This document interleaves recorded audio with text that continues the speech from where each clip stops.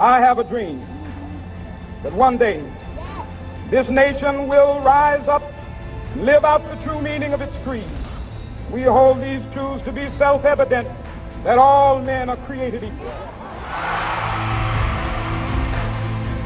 Welcome to the Fidelis Leadership Podcast, a place of learning for those who aspire to leadership excellence. Here's our host, Mike Etor. Colonel Kim Casey Campbell served in the Air Force for 24 years as a fighter pilot and senior military leader.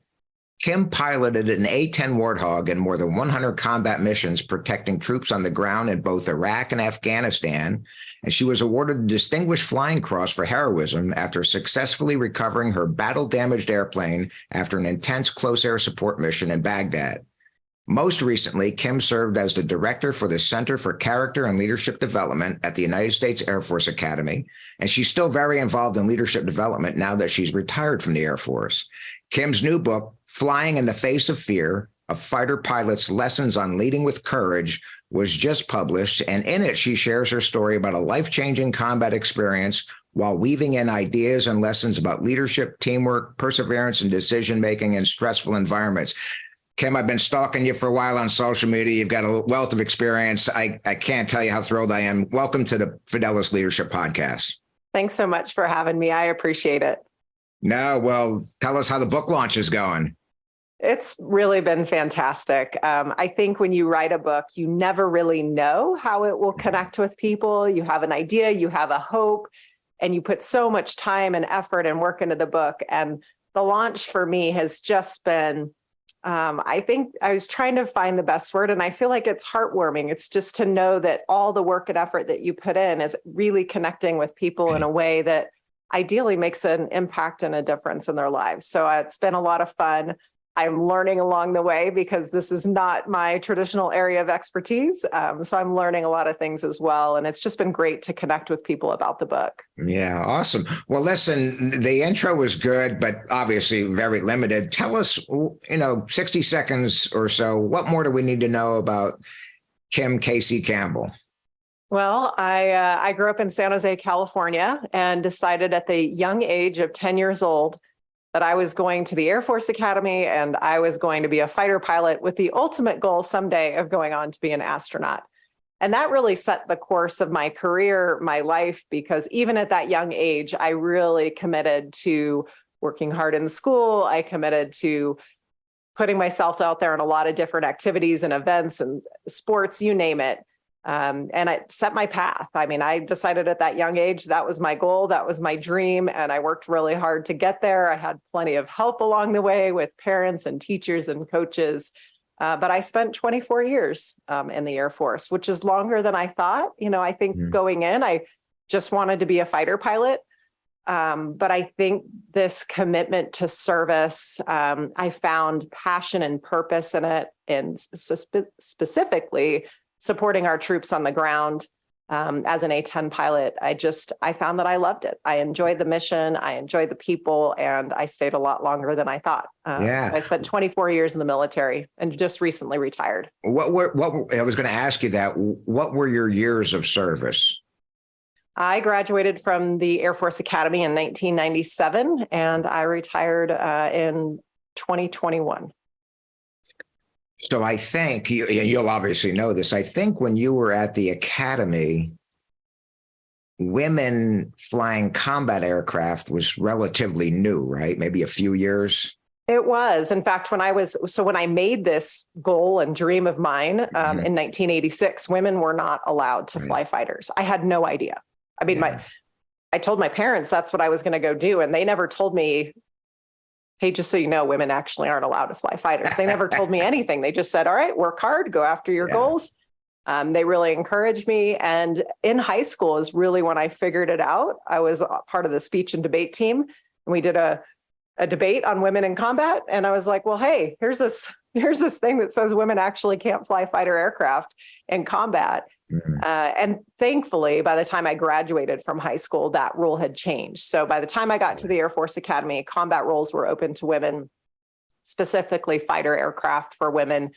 So by the time I got to pilot training, a few women had actually gone through fighter aircraft and had flown in fighters, but it was still very limited numbers. Yeah. I think, don't quote me on the exact numbers here, but I think I was one of 35 female fighter pilots in the entire Air Force when I went off to fly in my first fighter squadron out of more than about 3,500. Yeah, impressive. Well, listen, what do you do now professionally? I know you're involved in various things. What do you do, and who are your clients? Who do you help? Yeah, well, after I retired, I realized that it's a hard transition from this commitment of service, and that was my passion. I had spent my final time at the Air Force Academy mentoring, leading the next generation of leaders. And I really found a new passion in that. And so when I retired, I decided that I wanted to continue on that path. And so now I am doing leadership coaching, keynote speaking to help teams and corporate audiences really develop their leadership skills. And I work as part of a team called Victory Strategies. We do executive coaching, keynote speaking, team building, online curriculum, you name it. But it's an opportunity to give back a little bit, to share some of the lessons that I learned along the way as a pilot, but also as a leader and commander of teams, to share those lessons and hope to help others. Yeah, awesome. Well, I always ask this question up front, Kim. If you were limited to 2 or 3 sentences, really quick, we're in an elevator and we're only going to see each other for about a minute in our entire lives. And I asked you, Kim, what's your philosophy on leadership? What would you say? I would say it is lead with courage. 3 words, but I'll define that for you. I think it takes courage to do hard things, to make those tough decisions, to make decisions when you don't have perfect information. I think it takes courage to hold people accountable. I think it takes courage to admit mistakes and that you may not always get it right. It takes courage to connect with your team and show the human side of leadership. So to me, it all comes down to leading with courage. Awesome. Well, the timeless question, leaders, born or made? Definitely made. I think that I even look back on my own development as a leader. And when I started, I had just a different perspective, different perspective on what it takes to be a leader. I mean, I was going into my first role and I'm thinking like tough exterior, combat proven fighter pilot, be tough, be strong, be firm. And I realized, learning from my team and the feedback that I got from my team, what they really wanted was me to be authentic and true to who I was. And so I think you really can develop. And I took those cues from them in terms of what worked. So I didn't always get it right. I learned from my team and I developed over time. And I know that I became a better leader from start to, we'll call it finish at the time I retired, but still going strong. But yeah, definitely. I think you can learn and develop over time for sure. I agree. It's never finished, Kim. Just for perspective, my 24 years in the Marine Corps ended about a year after you entered, the Air Force. And so a lot of leadership experience. I'm 66 years old. Now I coach and teach just like you. And not a week goes by that I don't see something like, how have I never read that or seen that? Yeah. And so the journey is never over. And I retired from corporate America. I was a senior executive in a large company. And I did well, if I say so myself. But I look back and I'm like, oh, my God, if I could have just rolled back 10 years, I could have been even better. So the journey, I think you agree, the journey is never It never over. ends. I mean, I think it shouldn't, right? A good leader should always be willing to learn and grow and develop and try something new. And I will tell you that my last year when I was in the Air Force, I was the director of the Center for Character and Leadership Development at the Air Force Academy. I was surrounded by experts in leadership. Yeah. I had people that had practiced it. I had people that had studied it, and I learned so much from them. And in my final year in the Air Force, after I had already led large teams and commanded large squadrons and groups, but to be able to be around these people and to learn from them, it was a reminder to me that we're always learning. There's always little pieces of like, hey, I hadn't looked at it that way before. And so I think it's important that leaders are always trying to learn and grow and develop. We're going to talk about, I'm going to ask you that specific question at the end of the interview, a person's obligation to self-learn, self-develop and all of that. Because as you know, from you were surrounded, as I was in the military, with a leadership culture. And so we couldn't swing her handbag, so to speak, without hitting a really good leader to learn from, observe, officer and enlisted. And as you know, in the corporate world, leadership training is the exception rather than the rule. I mean, I rarely run into a senior executive that's been through any leadership training. They may have attended an event or two, but as you know, an event is not a program, and a program is not a strategy. And so it's just not here for various reasons and all that. So that said, the next question I wanted to ask you is, I'm big on the term world class, and you really were, this from your time in Air Force, you really were, even away from the Air Force Academy, the Institute there, you were surrounded by world-class leaders in a world-class organization. I think that first of all, I think leadership's a learned skill. I think we've both agreed on that. I think anyone with the willingness, the desire and the willingness to put in the reps and get out there in that leadership laboratory, I think they can become a world-class leader. Not necessarily in a world-class organization. You and I have both seen military units and businesses where it's not the best. But within that unit or organization, there are some gems in there where that person is one of the best leaders ever to walk this earth. So learned skill, do you agree with that? And do you think people can really become a world-class leader in any organization, industry, profession? I do. I think, also I think we learn from those gems, the excellent leaders around us. I think we also learn from when we are surrounded or we come into interaction with leaders that aren't so good, leaders that we think, I never want to be like that. And you find those negative things and you realize that you're not going to do them. So I think with the right mindset, you can learn from that as well. Sometimes it's harder because you're frustrated and you're in the moment, but I think we can learn from that as well. But it's all about putting yourself out there. Like you said, you have to sometimes step up and volunteer for those opportunities, even when it's uncomfortable, to put yourself out there and say, I'm willing to step up. I'm willing to try. I'm really willing to lead this team. Because I think that's how we learn and grow. We push ourselves outside our comfort zone to try those things. I think that is what helps us to grow and develop as a leader. Yeah, I agree. Well, let's talk about your book. Again, Flying in the Face of Fear, A Fighter Pilot's Lessons on Leading with Courage.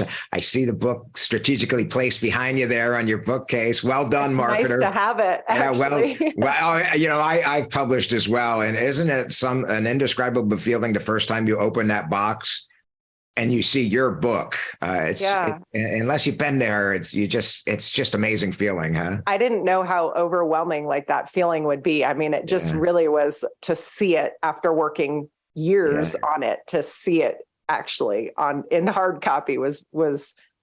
I mean, here's another one. You may not have had this yet, but you will. And I've had this, walking through an airport and seeing somebody sitting there reading your book. I have not been to an airport since the book published, but trust me, that's going to happen within the next year. You're going to be sitting on the plane and you're going to see someone walking by to their seat and your book's going to be and it's an awesome feeling. You stop them and say, hey, what do you think about the book? if there's time, and my picture, my ugly mug is right on the cover. And so they like, who the hell are you? And they look and they, I said, only good reviews. I only accept good compliments, good vibes on this. But yeah, I do talk to them sometimes. And again, you're early in the process. It's gratifying. I would say maybe a few times a month, I get a message on LinkedIn or an email saying, you don't know me. I follow you on LinkedIn. I've got your book and a couple of lessons. And I gave it to my son or daughter. It's just gratifying. Yeah, I love those messages and they've been coming in and it's just heartwarming to see, you work so hard on a book, you put so much time and effort and energy into it. And, for me, the book is 24 years of the most critical lessons that I learned. And it's lessons learned the hard way sometimes. I mean, yes, there are some lessons from success, but there are also lessons from failure. There's lessons based on challenges and opportunities and fear and courage, which is based on the title. And it's just, you put a lot of work into it. And so it is really nice know that it is making a Right. difference in people's lives. Yeah, well, let's dig into it a little bit. So the first question to set the stage for our podcast audience, who are all leaders at various levels trying to become better. So the elementary question, the fundamental question is, why did you write it? And what audience is it intended for? Well, part of the reason that I wrote the book is I realized, looking back on my career, how important others sharing their stories with me was. Like, to share stories and experiences and talk through those lessons learned, I gained so much from that over the course of my journey. And so this was an idea to share those stories and lessons learned from that, came up over my 24-year military career, and really to focus on the key lessons, the key messages, to help others on their own leadership journey. For me, this was about giving people just maybe a different perspective or a different idea. Coming from the background of being a fighter pilot, we operate in a very high stress, high risk, uncertainty, change, dynamic, complex environment. And so I wanted to share a little bit of what that was about. And, the book is really for any leader. If you are a new leader, an emerging leader, then maybe some of these ideas are new and different and something you haven't heard before. If you're a more experienced leader, maybe it just gives you that little bit of a different perspective or that spark to give you a new idea about how to handle something or to do something differently in your organization. And so that's really who it's for. It is for leaders, both young and old, new and experienced, just to provide that different perspective. Thank you for that. Well, let's talk about some of the major lessons. And I've glanced at some of the reviews. I've not read the book yet. I don't have it yet, but I've read other interviews where you list some main points. So have at it. If you had to boil it down into several main points to talk about a few minutes, what would you say? What are some of the major lessons? Well, the idea behind the book is lessons on leading with courage. And so there are 12 chapters with 12 lessons on leading with courage. It starts kind of this idea of we have to be able to persevere. It takes courage to overcome hard things, to persevere. And then it kind of moves along in a fashion where it then talks about, it takes courage to overcome failure, to be able to get back up when we get knocked down. It takes courage to empower your team. It takes courage to put in the work to be prepared for those difficult moments. It takes courage to connect with your team on a human level. And so each chapter is focused with some stories on those lessons on leading with courage. Yeah. Well, let me ask you a question. The feedback so far, Kim, any chapters seem to be resonating with people more than the others? Well, I think that's a good question. It's been across the board. I think with some, definitely some people have reached out. A chapter is about command and connection, and it's really about creating that human connection and being authentic and true to who you are. It's very much focused on my lessons that I learned as a leader. A bit of what I've talked about of, kind of the initial perspective I had, and then that perspective shifting. So that chapter is definitely connected, but I also have a chapter on creating what I would call your own flight path, and trying to find that balance or harmony or integration between work and life. And I really share some of the struggles that my husband and I experienced, both as pilots, both trying to maintain careers and a family at the same time. So I think people kind of go into the book thinking that it's all about flying, and there is a lot of flying stories in there. And I know people love those stories too, but I think there's also a little bit of a surprise on these chapters that are very much about the human side of leadership and the struggle that many of us face as we develop in our careers and go on our journeys. Thank you for that, Kim. Now that you've lived, obviously, you lived it and you wrote it. When you read the book, what sticks out? What would you tell Second Lieutenant Campbell? Now that you know what you know, what some of the main lessons? Because I'm asking you to really talk to the emerging leaders. Like, boy, if I could have had a couple tidbits thrown at me, these are it. I think if I had to go back and talk to my younger self, it would definitely be one, don't be so hard on yourself. Like, don't expect that you're going to get it perfect or absolutely right the first time.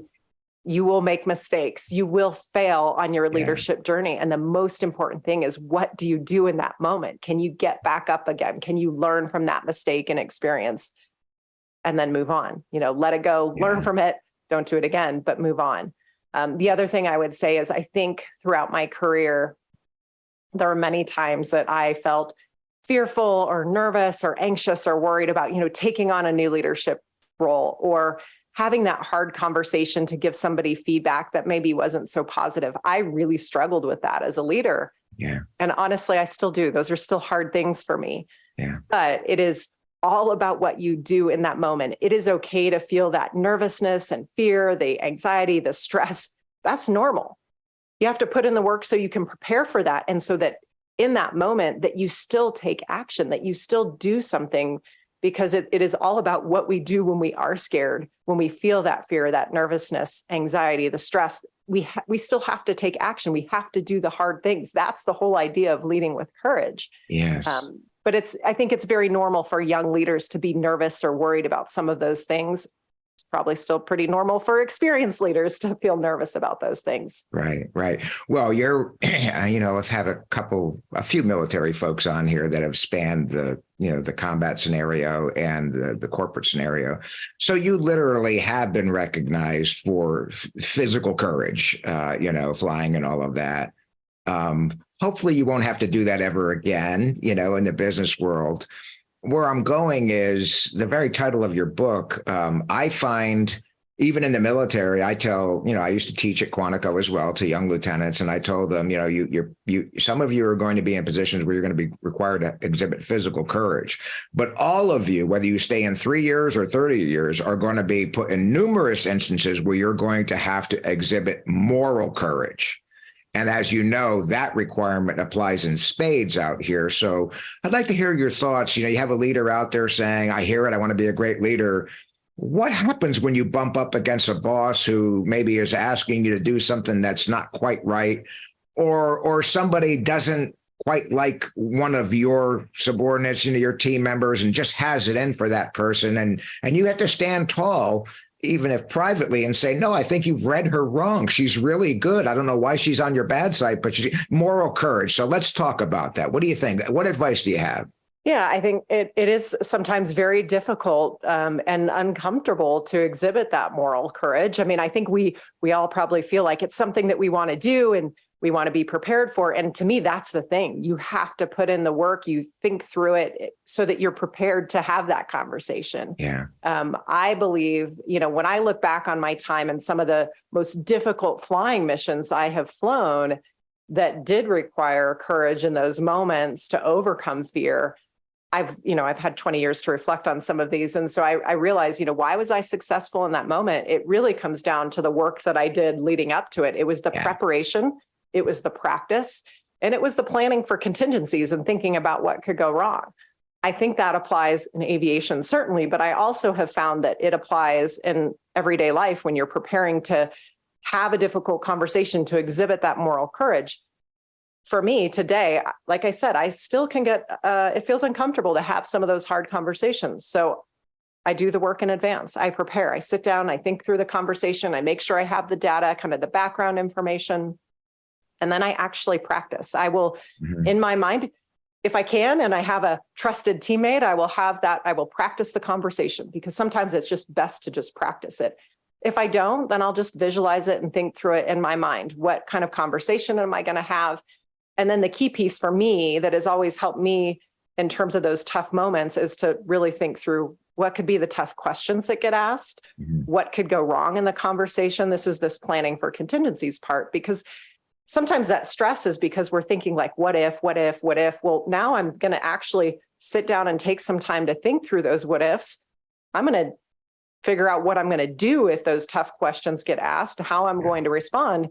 And now I feel better prepared. So the moral courage just doesn't happen overnight. It requires work and preparation so that you feel ready to do those hard things. And it's all about the preparation in advance. Yeah, I love that. And I want to go a little deeper on that. I do agree, as you know, but most of the audience doesn't.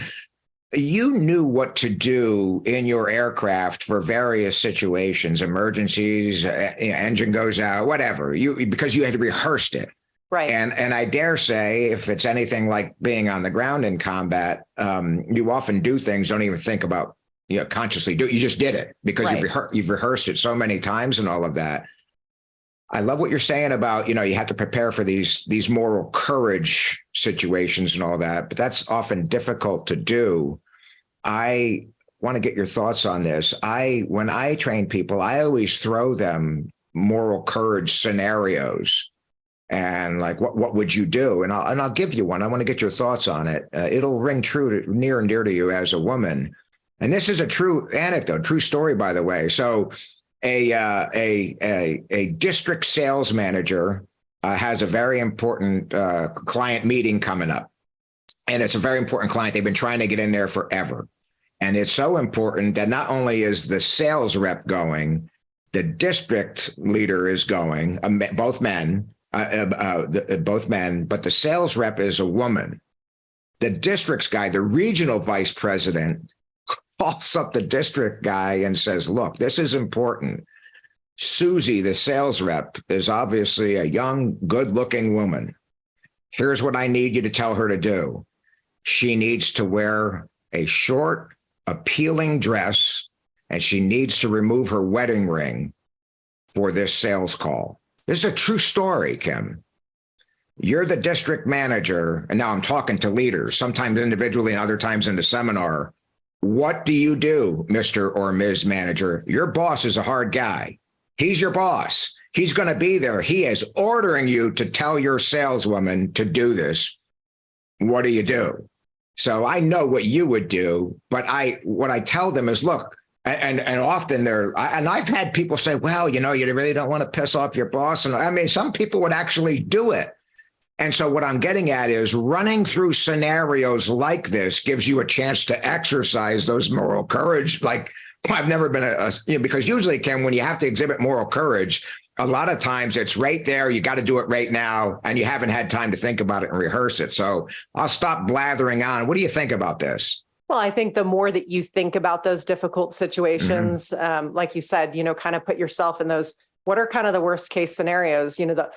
The more you do hard things, the better you get at doing hard things, right? The more that you're willing to stand up in those moments and to be truthful and honest about the feedback, the better you get at it. And so if you can put yourself in those scenarios, certainly a leadership coach or somebody can help you with that.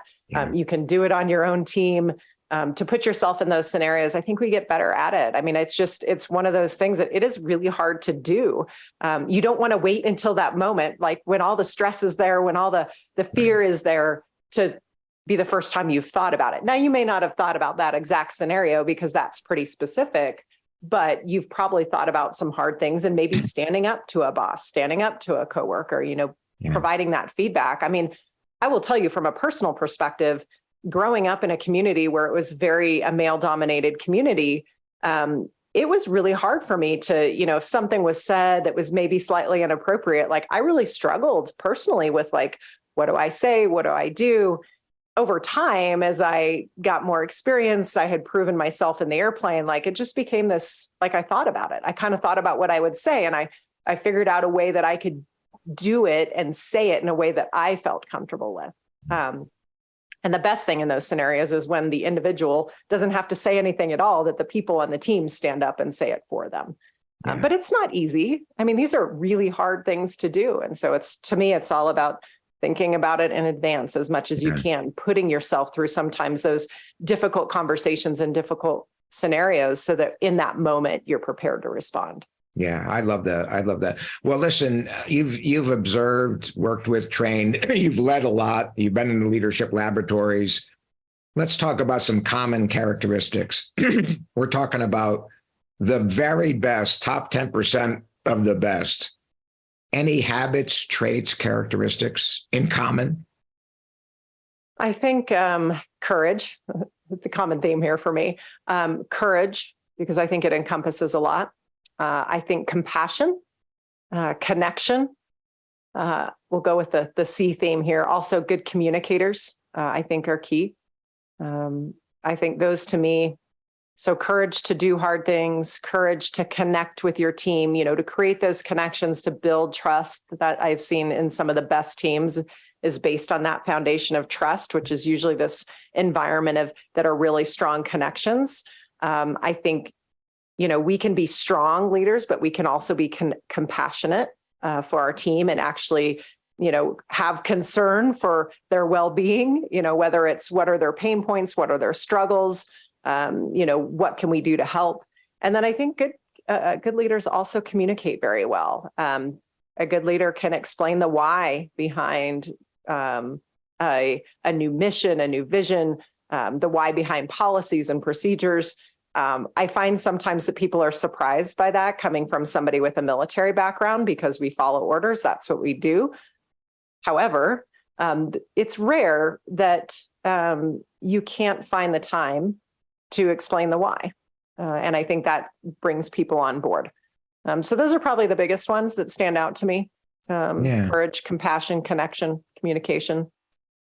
Thank you for that. I want to, it's implied. I wrote a 575-page leadership book, and believe it or not, I forgot to include up front the definition of leadership.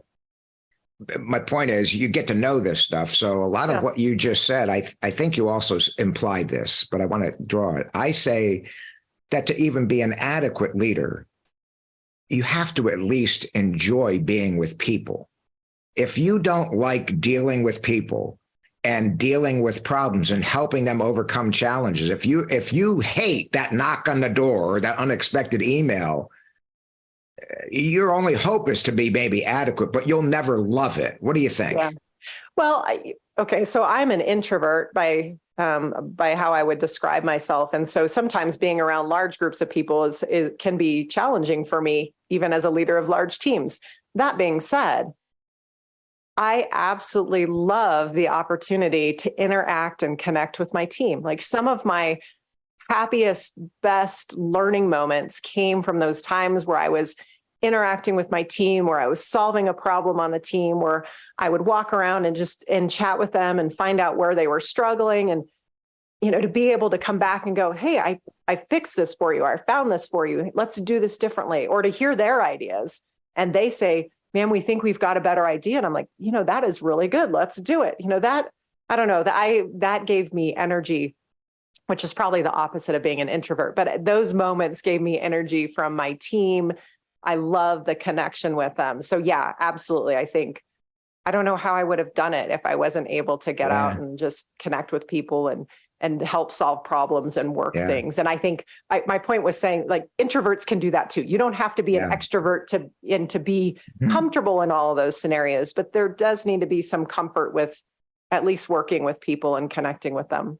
Yeah, I'd like to go a layer deeper on that. I know exactly what you're talking about, the introvert. Believe it or not, people are astounded when I tell them on every test I've ever taken, I get that I up front, introvert. And even I at first, when I didn't know what it meant, was like, no, I'm not an introvert. I talk in front of people, Marine, college wrestler. I'm out there.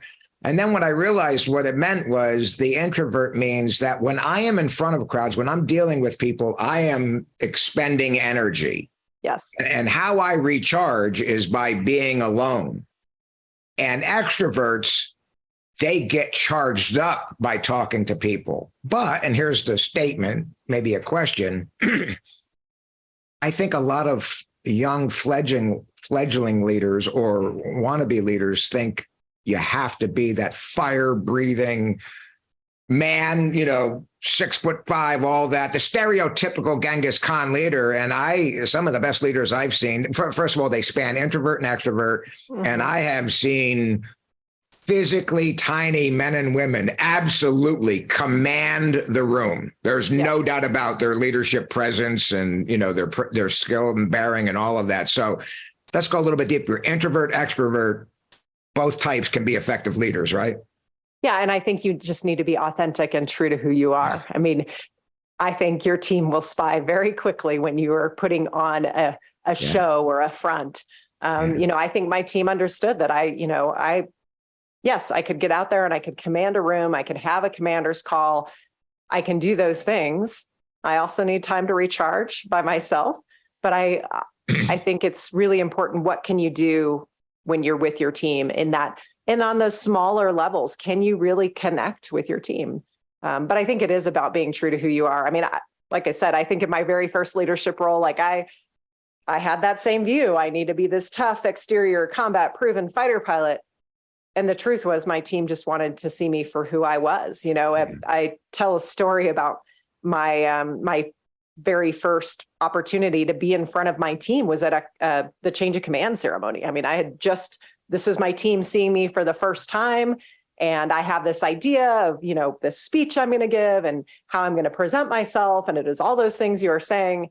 And during the middle of the ceremony, my 3-year-old son decides that he no longer wants to sit in the front row with my husband, but he is going to make his way up on the stage and sit in my lap. And this is a very formal, as you know, change of command ceremony. Yeah. But that moment of my son sitting on my lap, first off, my heart is racing, my mind is all over the place. I'm like, what is my team thinking? I'm supposed to take over 150 person squadron, military civilian personnel, and I cannot even control my 3-year-old son. But here's the thing. I realized in this moment, I'm like, you know what? This is me, right? I am a fighter pilot, but I'm also a mom. I'm a wife. I'm a leader. I'm all these things. Here I am. This is the human side of leadership. Yeah. And the next day, walking around talking to my team, turns out that was the highlight for all of them. They were just, it made me human. I wasn't just this, tough fighter pilot. I was actually a human being that had their own challenges and issues. So that was a turning point. My young airmen taught me a little lesson that day about what they really wanted from a leader. Yeah, I love that. And I want to touch on that. You and I both know that one of the very first leadership lessons we learn in the military, and that I'm sure you and I know I teach, is you have to be yourself. Yeah. You can act, but nobody can act 24/7. And you knew this damnedest thing I used to say, when I was enlisted before an officer, and I actually was a Marine drill instructor. And I used to tell people, you take a recruit that's been a recruit, a Marine recruit, he's not even a Marine yet, been in the military 5 days. He or she can tell which one is the new drill instructor.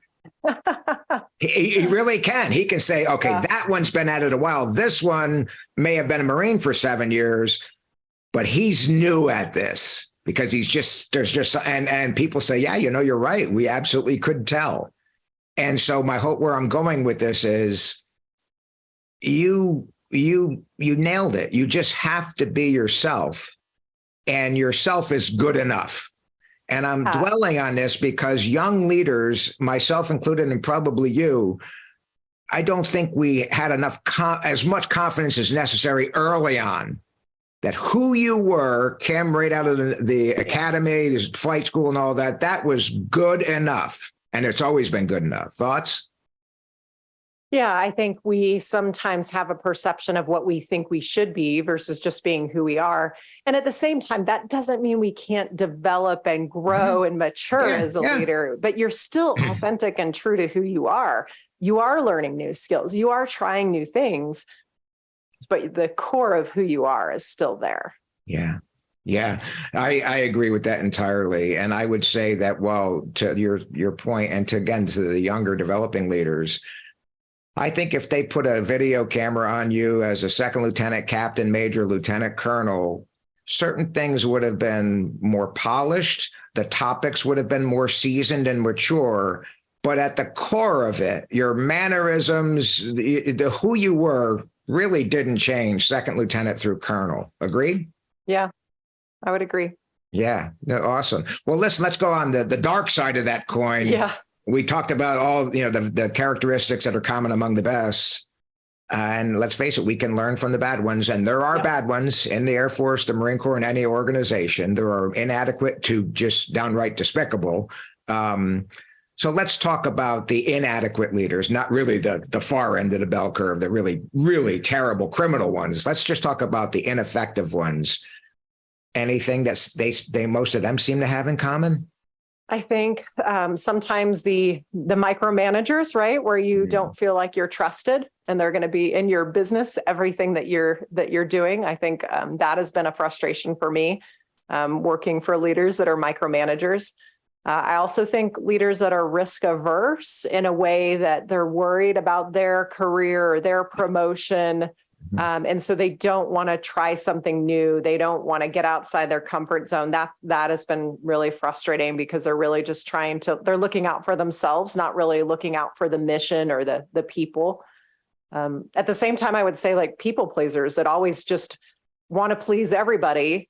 And then really nothing gets done because they're just trying to please everyone. And that's not really a great way to run an organization either, because I think you do have to make the hard decisions and make the hard calls and hold people accountable.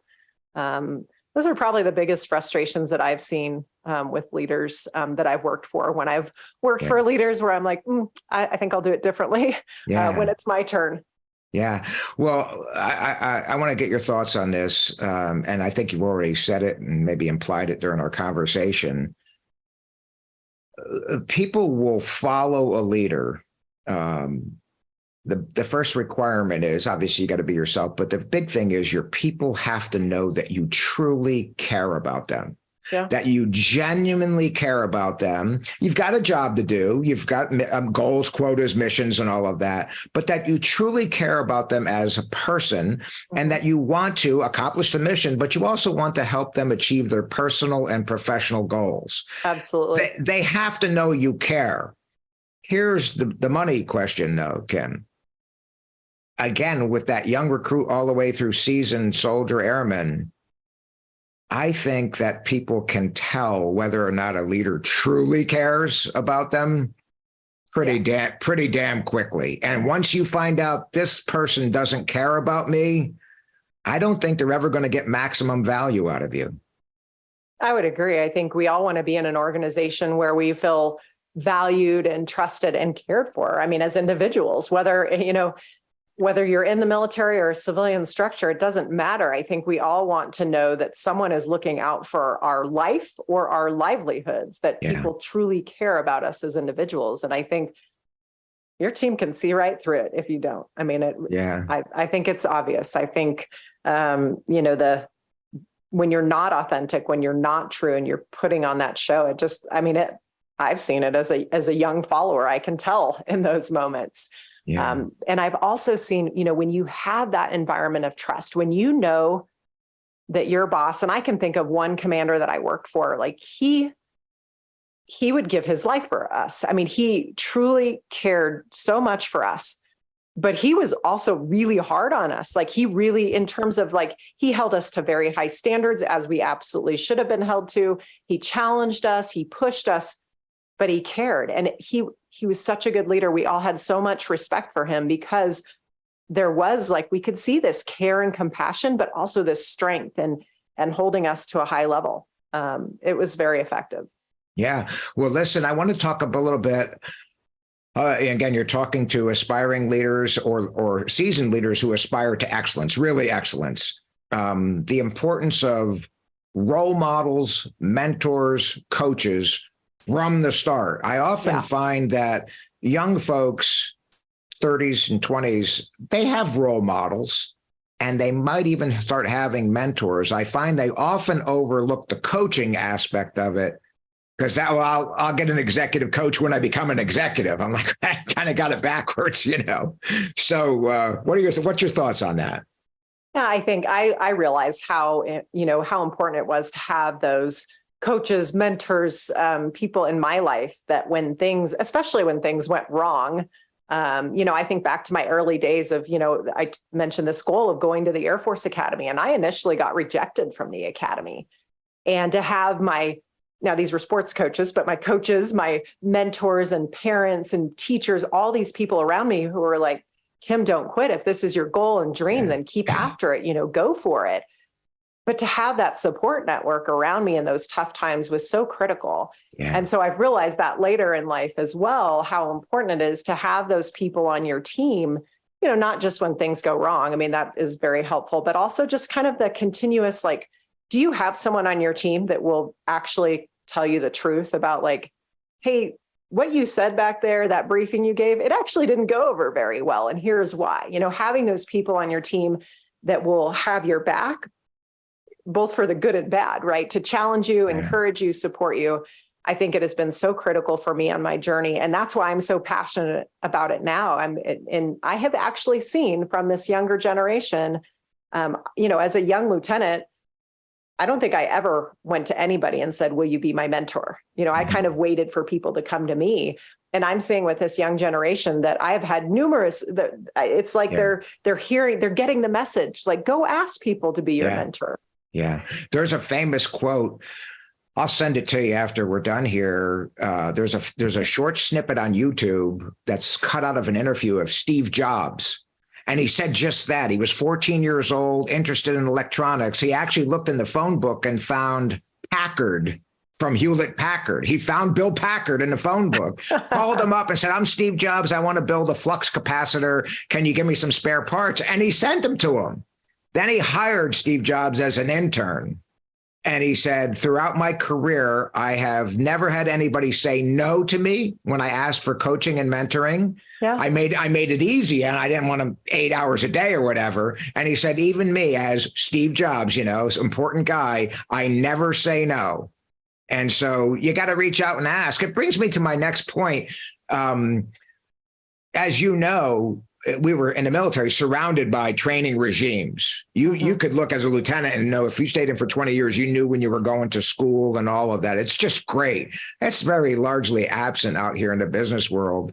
Best case scenario, people listening to this are in a good company that has invested in leadership development and training. More often than not, they're not. So the obligation for a leader who aspires to excellence to self-develop, I think, is prevalent. I'd like to hear your thoughts on that. And then, okay, can we hear you? We need to self-develop. Some tips on how to do that. Some research. How can I? There's no budget. They're not going to send me to school. How do I develop myself as a leader? Yeah, I completely agree. I think sometimes the leadership development budget is the first to go in many situations. And so I think it is it is on an individual, right? We'd love to have an organization that would have a program, right? Mm-hmm. That would ensure that we're constantly developed and moving and growing and have different opportunities. But if that doesn't exist, then I think it is on the individual. If you want to develop and continue to learn, and there's not the opportunities out there for you. Part of it is what can you do on your own? And I think it's reading books and learning about leadership from different perspectives. I force myself to read books from that maybe I don't necessarily agree with. They're a little bit unconventional just to kind of get that different perspective. I think that's one thing. But like you said, just watching other leaders, learning from other leaders. But I also think as an individual in an organization, you can always, reach out, and this is sometimes hard, but talk to a boss and say, hey, look, I'm wanting to learn a little bit more on this. Can I shadow you? Can I sit in on that meeting? I know it doesn't always work, but I think there are opportunities to kind of broaden yourself out. You just have to take the initiative if it's not already there in place. Yeah, I agree. And I want to throw out a little tip and use your book. For those out there listening, there's no budget and all that. I say this, you want to help develop, you want to help your leaders develop, buy Kim's book and have like a little book club and read a chapter a week, and then just get your people together for lunch. Yeah. On Friday afternoon and go over a chapter a week. And after 12 weeks, you would be surprised the conversations and the learning that happens from a simple vehicle of reading the book and asking them, well, what'd you get from that chapter? And you'll help each other develop. Any thoughts on that? Well, I say it's a great point also as a leader in an organization that wants to do this type of thing and then doesn't have a budget. There are things that you can do as a leader to help your subordinate leaders develop and grow. The other thing I would add to that is if you do read my book and you do have the conversations at lunch, then please reach out and ask for, if there's questions or comments or things that you want to hear about. I would absolutely love it. Absolutely. Well, listen, our time is coming to an end here, but I can't let you out without asking you the fantasy question. If you're able to bring back one leader from the past, spend a day with that person, who would it be and why? One leader. That's a hard question because I can think of several. I think I would say maybe Winston Churchill, because I think leading in a crisis and leading in tough times, I would love to know more about, like, I mean, I've got some of my own thoughts, but, you know, to be able to lead in a really tough time, to lead through a crisis when it almost feels like failure is imminent. I think those would be some pretty incredible conversations. Yeah, I agree with it. Great choice. We've had a few pick him. He's one of my heroes. I've studied the guy. He's just a unique individual. Yeah, and unique. It would be a fun conversation. He was there when England needed him. Yeah, a couple of times for sure. You know, so I love that. Well, listen, how do people contact you? Where do we find your book? You can contact me and get links to all my social media through my website, which is Kim-KC,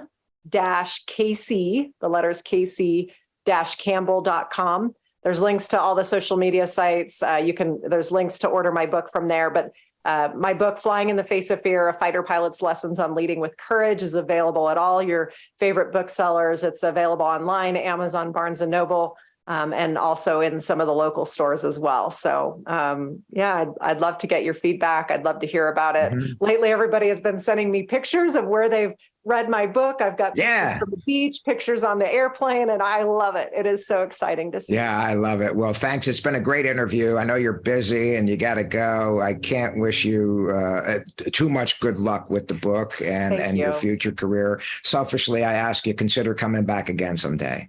Absolutely. Thanks so much for having me. You're welcome. Have a great day, Kim. Thanks. You too. We hope you've enjoyed this podcast. Please subscribe, rate, review, and recommend to your friends. Please visit our website at fidelisleadership.com and sign up for our leadership newsletter. Until next time, remember the words of the ancient Greek philosopher Heracles. What you leave behind is not what is engraved in stone monuments, but is woven in the lives of others.